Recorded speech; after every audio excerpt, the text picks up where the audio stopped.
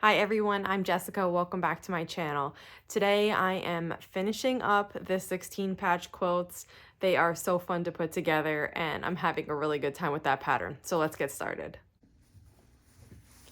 Here are some of my blocks, and what we're going to do is assemble a quilt top. So I've already done two. This is my last one.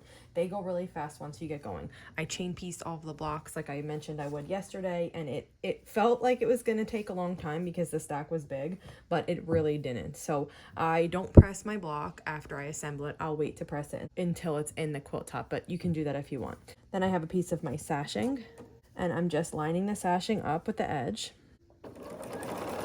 Start sewing, and then I just line the rest up and then sew the rest of the way. So this quilt is 3 blocks by 4 blocks. And it has sashing. The vertical sashing is just white. And then the horizontal sashing has no cornerstones. It's just a strip of sashing. So after we assemble this, kind of like I did on my Scrappy Stars quilt, I'll cut these rows apart. We'll add in the horizontal sashing and then continue assembling it.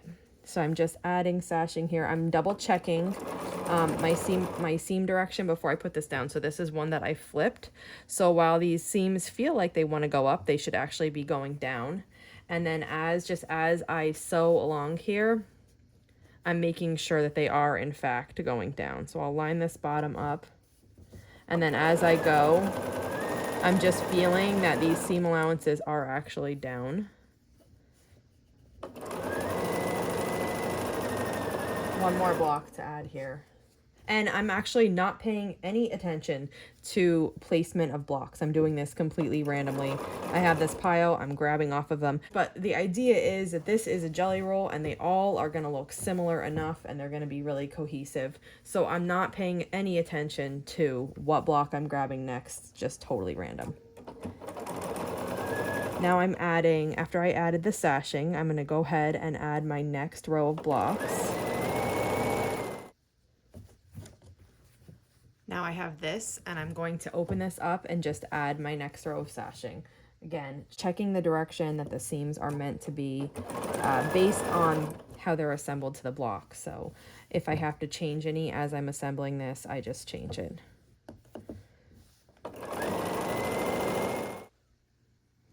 I just finished adding the last block on, so it's block, sashing, block, sashing, block, and then there's going to be 4 rows of this. So what I do is I take this and I just turn it sideways and cut these apart.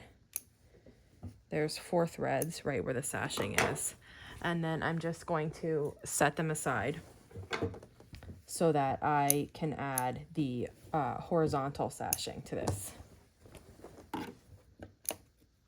Now I have this here. And in the pattern, you would have all of your 2.5-inch sashing rows joined together because it's way more efficient to have them joined and then just use them because you cut less instead of having a full, new strip for each row. I don't have mine joined yet, but I'm just going to sew, and then when I start running out, I'll add a new strip. And I'm just double checking the seam position here as I go. A lot of people like to pin the entire row and then do this, and if that's works for you, then do it. I don't do that, but I'm sure I'm in the minority there because I've had people tell me that this isn't actually the right way to do it because you can have waviness, you can have fullness because you're putting too much of this in. And now I've not had that happen, so I'm gonna continue doing it the way I do it. But I guess just beware if you try it like this and you're not comfortable, you don't pull it snug enough, you could have fullness that won't make your quilt lay flat, and it will be really hard to actually quilt it. I'm just gonna backstitch here. I don't always, but sometimes I do. And then you can take this to your mat and do a ruler and a rotary cutter. If it's a really thick border and not just like a sashing, I will do that because the results are more accurate. But here for this sashing, I'm just going to cut it. So here's what we have so far.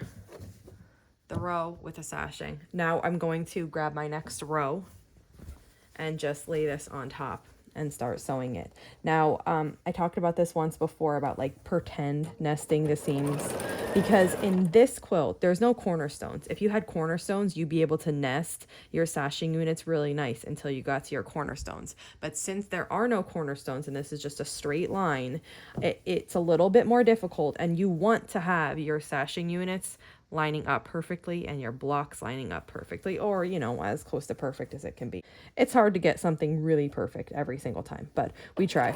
So I usually, well, once I get the row going, I can kind of feel with my hands, like right now I can feel that these are in line. I can feel the edge, this edge below, and then I can feel it here that they're both stacked on top of each other perfectly.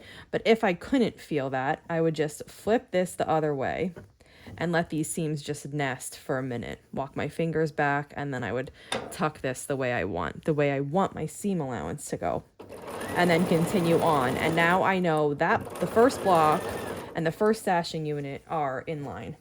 And then you could do that again for the end of the sashing unit. And you would just repeat that all the way across. Of course, if you decided to pin, what you do usually is you pin the beginning and the end, and then you ease the rest into it. So you can also do that option if you like pinning. And when I get to the end here, like I'm almost at the end, I'll match the two ends up and I'll hold them in my hand. And then I'll just make sure everything's gonna lay nice. And I'll double check this again. Get that just right, and then come off. Now we have 2 rows of blocks and 1 row of sashing. So I'm going to continue on. We have 2 more rows of sashing to add and 2 more rows of blocks, and then we move on to the borders. So I got in the zone when I was piecing that, and I didn't get to record me sewing on the border, but I mean, it's the same as the sashing. You're just lining up your piece and sewing it. So I have all my 3 quilt tops done, and they look almost exactly the same, which of course, this is from the same jelly roll. So that's 1. Then I have 2 and 3.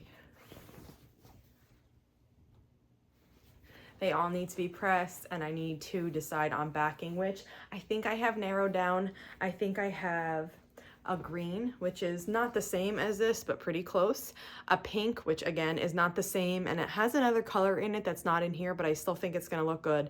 And then a blue, but it's kind of like between that one and that one, and I think that's gonna work. So green, pink, and blue. And so I'm gonna work on prepping this, but not today. I'm gonna take a break from these, and I'm gonna work on the X blocks a little bit now. So we'll wrap it up here for today. If you have any questions on anything I did in this video, just let me know. And if not, I'll see you back here soon. Thanks for following along.